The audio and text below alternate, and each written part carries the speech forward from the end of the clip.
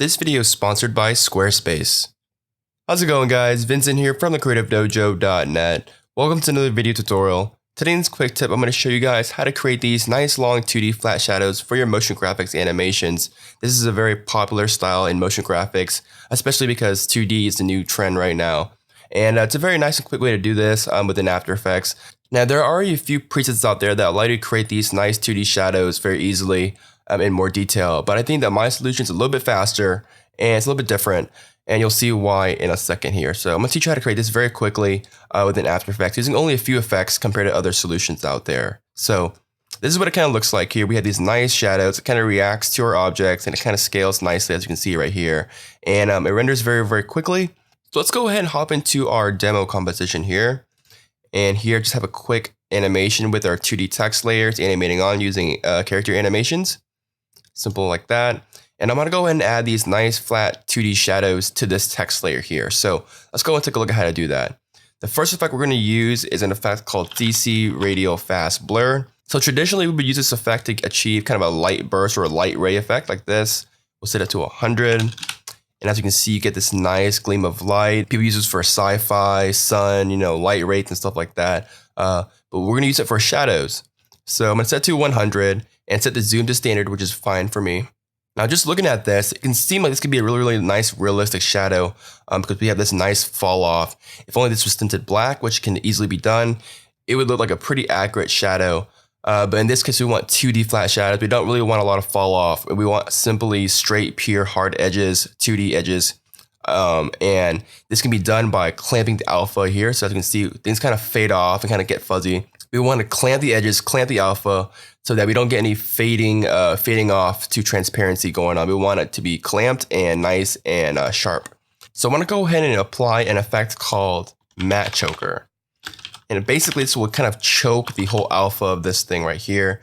Before I apply it, I want to go ahead and move my center somewhere else so we get this nice shadow direction here. So I'm going to move it to maybe this side of the composition. And you can probably barely see it, but the shadow or the light rays is actually pointing this way here. And I'll apply a matte choker to the effect stack. And I'm going to set the geometric softness to 0. We don't want any softness. We want no softness for the gray level softness 1, as well as the gray level softness 2. So we'll zero all that out. And then we're going to choke the choke 1 in the reverse direction, so in the negatives. And as you can see, when we do that, we're essentially clamping the whole CC Radial Fast Blur effect. We're clamping it to make one solid piece of RGB information here. So already you're starting to see what we're going after here. So we created the shadow, except it's white. So we can go ahead and ensure that it's black by applying a fill effect. And this will just fill in whatever we have to any color we want. We'll set the color to black. And we'll set the opacity to around 25. Now this is starting to look like a really nice shadow here. Now what we want to do is we want to actually composite this below our original text layer here. So, you could possibly duplicate the text layer and delete all the effects. That way you have the text layer above the shadow. But this is not a very clean solution, and we want to keep things very minimal and very simple as much as possible. And we can do this all within one layer by using an effect called the CC Composite effect. So what we have here is a shadow. I'm going to apply the CC Composite effect. And essentially, the CC Composite effect will essentially composite our whole effect stack onto the original layer here. So for an example, if I drag that in and uncheck RGB only, we want to also use alpha. What it does is it actually composites the whole effect stack above it.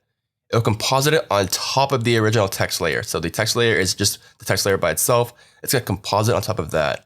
And what you get is a really nice shadow. So as you can see,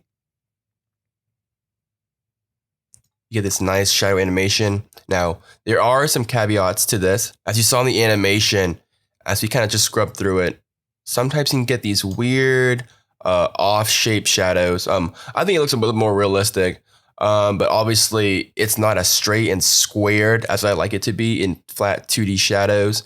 And this just happens to be the way that CC Radial Fast Blur kind of creates shadows, so how we're clamping it.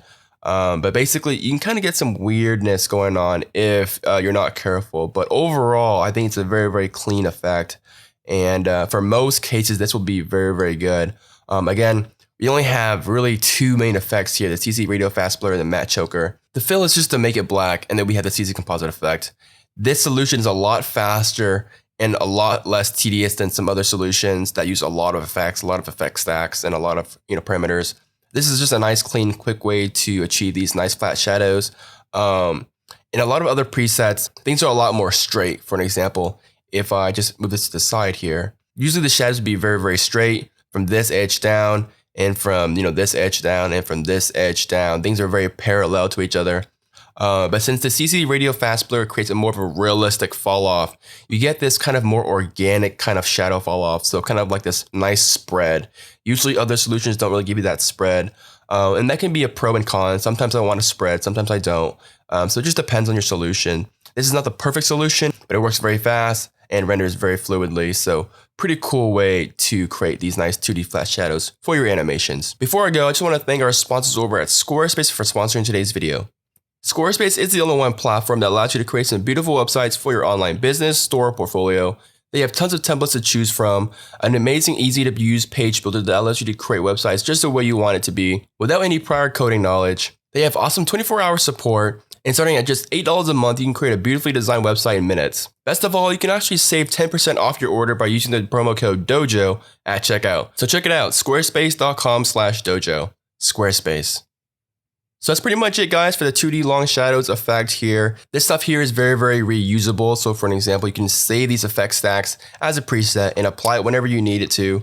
I can copy the effect stack here and paste it into an iMac graphic here. And you'll see that it works flawlessly.